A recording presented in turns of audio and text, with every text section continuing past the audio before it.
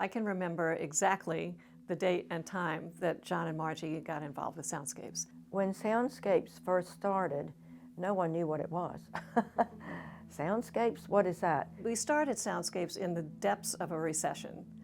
Really a difficult time to start any kind of business, much less a charitable business. Margie and I were watching 60 Minutes. A section of El Sistema came on the program. And it was probably early 2010.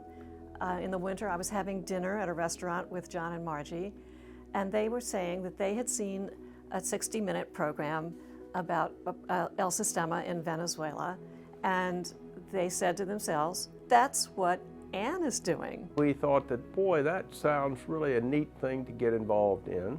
When we first saw this on 60 Minutes, I said, this is an answer to these students that are struggling. We got very involved and decided that we would see what we could do to aid her in what she was doing. And now it's just, everyone knows what Soundscapes is. I mean, it's a buzzword. Gosh, I love to describe Soundscapes to people because it has so much to offer, not just for the students, but for the whole community. There's nothing like music that a child can have more fun with and get more growth from. And it's just very satisfying. I have enjoyed working with Soundscapes and seeing the progress that these students make from the time they were in the bucket band with Joe Hamm, going all the way up to PYO, and now some in college is just amazing. I know for a fact that I would not be where I am today without these teachers and how much they cared and put into what they do. To see the enthusiasm and the energy that these students have and their faces, and also the parents and the grandparents, it's worth the price of admission. She has been a very active supporter. Her passion extends to every student in Soundscapes. I was a counselor at a middle school.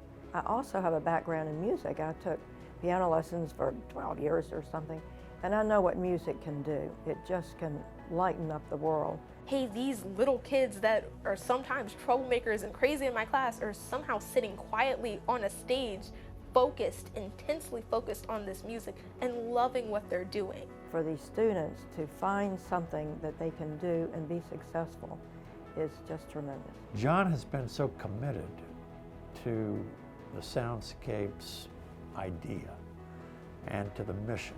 It's hard to imagine the board without John on it, but he has been always pushing the other board members to do things and stay involved.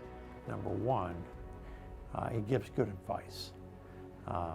Number two, he's a good listener and critical to the success of Soundscapes. He's extremely generous. Music is expensive to buy. We need somewhere to be. We need somewhere to film and to collect data and everything. Just, it's a huge organization and a huge project.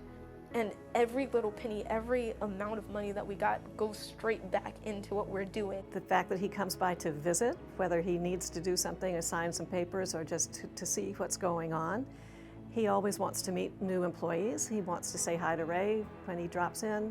You have to participate if you want to be in the board, but I would highly recommend it. Soundscapes would be different if John and Margie had never been involved, because we would never have been able to get the broad base of community involvement that he and Margie have brought to this organization. He has done what most board members only dream of doing. He's one of the most well-liked people that I've ever known.